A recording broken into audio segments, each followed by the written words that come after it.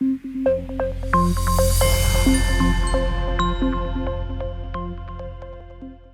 right, welcome back to the third and final video on treatment effect averages. So we've been talking about how we have heterogeneous treatment effects. Each individual person is going to be affected by some treatment in a slightly different way.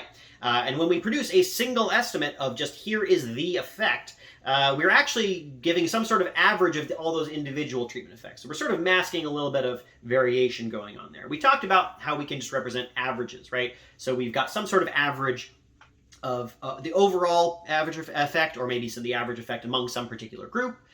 We also could have an average effect that is not equally weighted.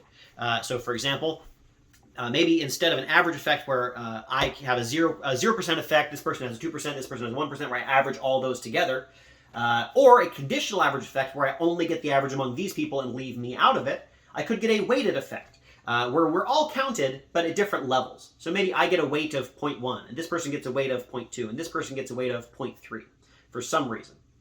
This is a weighted average treatment effect, and it works in the same way as any sort of weighted average, if you're familiar with that concept. So this is an average treatment effect among all the people, but some people count more and some people count less, right?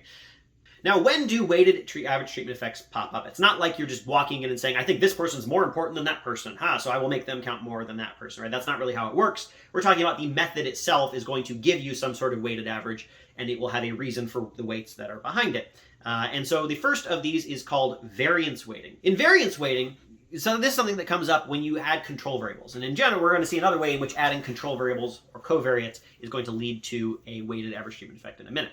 But when we add a control variable, let's say to a regression or something like that, we can think about what that is actually doing. What happens when we add a control variable in a regression context or in any other sort of context where we're subtracting out some sort of covariation that we've explained. We take that extra variable, we see what we can predict with it, and we subtract out what we can predict. And then we work just with the residuals. We did this all the way back in chapter 4.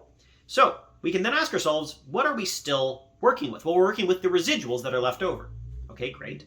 And then what are we analyzing? Well, we're analyzing the variation in X and Y after we remove all that stuff that was dealt with the Z, right? So we're looking at the variation. Okay, great. Well, what if there's no variation left? Well, then there's not really much to study, right? And so that's where the variance weighting aspect comes up. Let's say you have somebody whose treatment is very well explained by the stuff we just controlled for. And we have somebody else whose treatment is not as well explained. There's more variation in their treatment after we remove the control variables. Well, a regression estimator is going to weight this person's treatment effect more heavily than it weights this person's treatment effect, simply because it has more to look at for this person.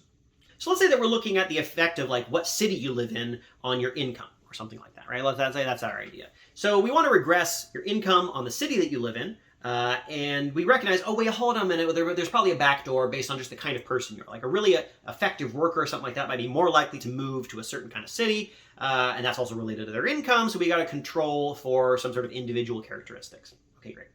Well, once we control for those things, what variation is left over? Let's say we take somebody who never moves between cities. They only live in one city. So once I control for that person, there's no variation left in city to understand.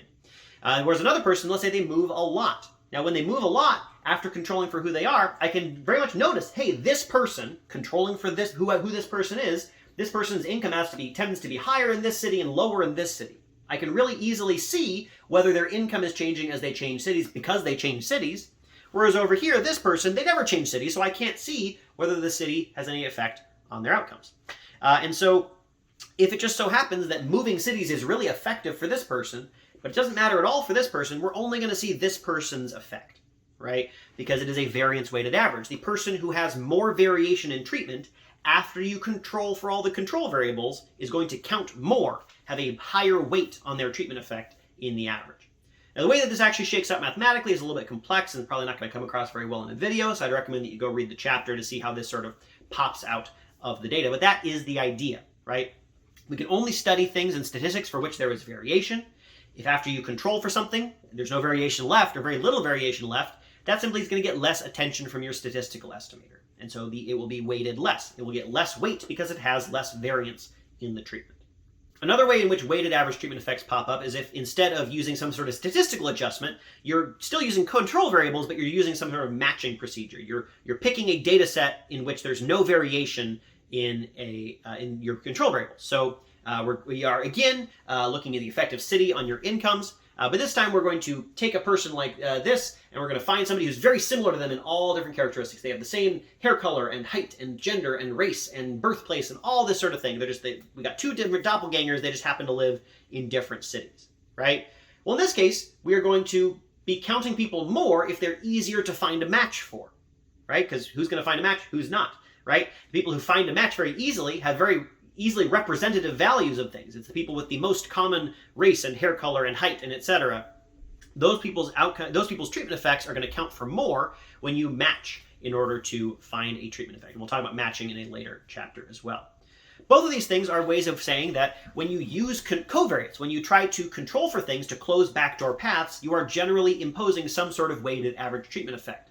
The exact way that those weights come into play is going to be different depending on the way in which you incorporate your control variables. Using something like regression is going to introduce variance weighting. Using something like matching or picking a sample is going to introduce some sort of representativeness weighting.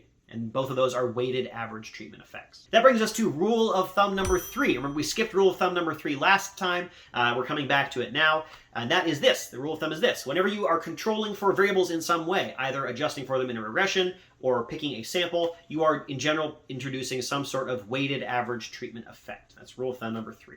All right, the last kind of average treatment effect that we're going to be talking about is the local average treatment effect. So the local average treatment effect tends to pop up whenever you have some variable that sort of influences treatment, right? You have some sort of variable that randomly influences treatment, and you're going to identify the effect by isolating just the variation in that treatment that is explained by that source of random variation. This is sort of like what we talked about in the last set of videos on front door paths, finding front door paths.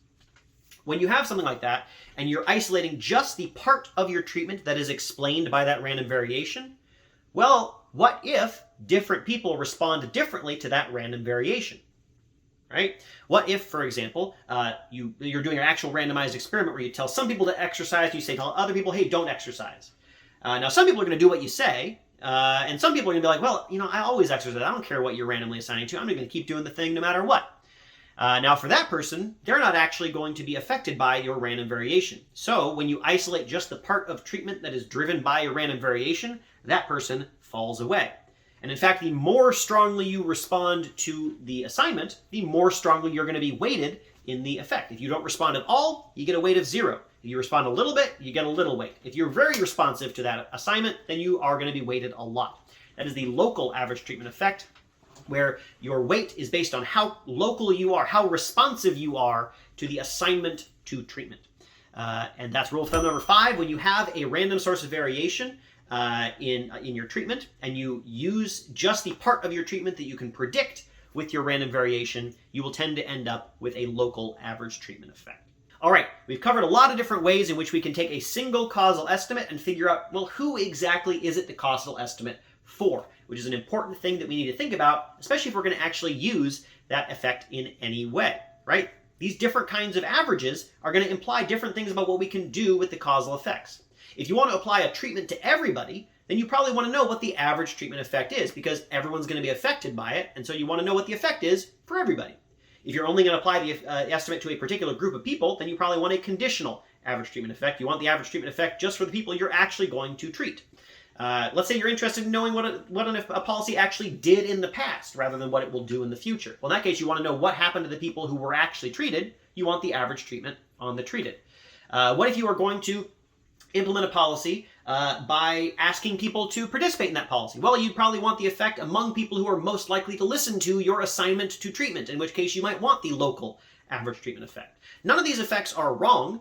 None of these effects are better than the others necessarily. They just do different things, and it's important to think about which one we are likely to get. And if we don't want the one that we're going to get, we might need to think carefully about whether the research design we have in mind is going to lead us to a bad place based on our rules of thumb, or perhaps if we just need to think about an estimator that will get us the kind of treatment effect average that we actually want. But in that case, you got to really think about what that's doing and look at the papers that discuss those estimators to figure out what kind of average it is giving you. All right, that's it for this chapter. Thank you very much.